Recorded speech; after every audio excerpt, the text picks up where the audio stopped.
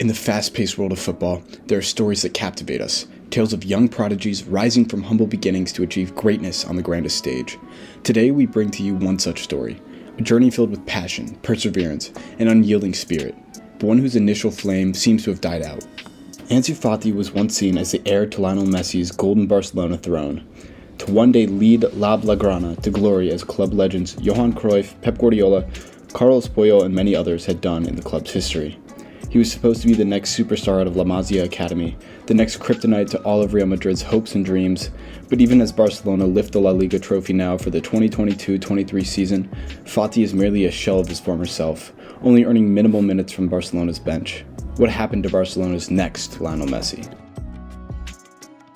Fati was born on October 31st, 2002, in Bissau, the capital city of Guinea-Bissau, a small West African nation. His passion for soccer became apparent at a young age, and he began playing organized football in his early childhood.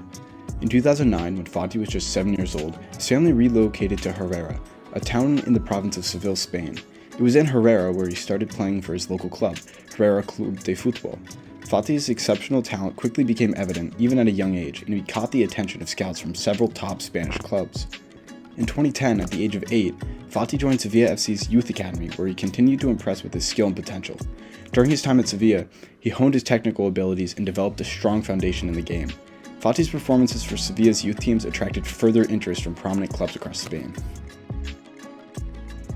From Sevilla, Ansu Fati went on to join FC Barcelona's renowned La Masia Academy in 2012. Fati stayed at La Masia until his professional debut in 2019. But during his time at La Masia, Fati progressed quickly through the different age groups, playing up on many occasions. Even amongst fellow players like Gavi and Pedri, Fati stood out as a rising star at the academy, which caught the attention of Barcelona's first-team coaching staff, who closely monitored his progress.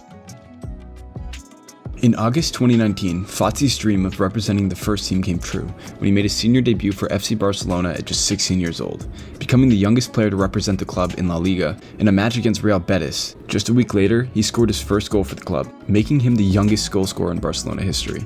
Throughout the 2019-2020 season, Fati continued to impress, becoming a regular in the first team and contributing with goals and assists. On September 17, 2019, Fati made his Champions League debut in a 0-0 away draw against Borussia Dortmund, becoming the youngest player to feature for Barcelona in the competition. He also became the third youngest player ever to appear in the competition. On December 10, 2019, Fati became the youngest goal scorer in UEFA Champions League history, at the age of 17 years and 40 days when he scored the game winner in Barcelona's 2-1 victory over Inter Milan at the San Siro. In 2020, Fati was officially promoted to Barcelona's first team, won La Liga's Player of the Month award for September, and in October, Fati became the second youngest scorer in El Clasico history, although Real Madrid won that game 3-1. Fati's breakout season, however, was disrupted by injuries.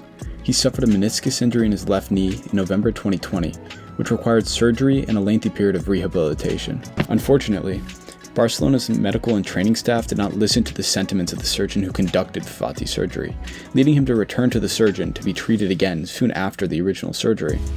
He then experienced a setback in his recovery, leading to a third surgery in February of 2021. And by the end of it all, he underwent 4 surgeries on his knee and was sidelined for 9 months. To make matters worse, a couple games after his recovery from the knee operations, Fati sustained another injury, this time to his thigh, keeping him off the pitch for another 2 months. By the time he returned from his injury, it was already January 2022. So, when Fati finally came back in January, he struggled for playtime, and even when he did get some playtime, he didn't do much with it. He had his first goal contribution on April 1st in a 4-0 away win against Elche. I'm just looking at Transfer Market. And he ended the season on a high note, scoring 3 goals in his last 2 games.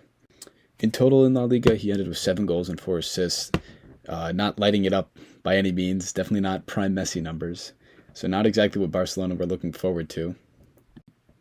And when considering what happens with Fati now, you have to think about that Barcelona won the league this year, and they didn't need him, they didn't use him that much, so he's more of like, so right now he's more surplus to requirements. And given the club's financial situation, they're going to look to move him. And Barcelona are linked with Vitor Roque for about $45 million. In order to afford that, they're going to have to sell some players, and that includes Fati, Torres, and probably Kessié. However, Fati and Torres are both putting up a fight about it. They both want to stay at Barcelona and prove themselves. And I just don't really see either of them being allowed to stay just because of the financial situation. Possibly they get moved on loan with an option to buy, but the club's going to be looking to make as much money off them as they can in order to afford further spending and bring in players who they actually think can contribute in more meaningful ways than those two did this past year. And ultimately, this is Barcelona's fault for even needing to consider moving Fati, because 7 goals and 4 assists obviously isn't amazing, but it's not bad, especially when he's still young, and he really hasn't had a lot of opportunity to play for first team because of injuries. So I think this would be a much different conversation, and maybe one that we wouldn't even be having if Barcelona's financial situation was in a significantly better place. So I think that's where I'm going to leave it for now. You can let me know where you think he'll go or if he'll go, and what might happen to him in the future, near future, in fact. Thank you.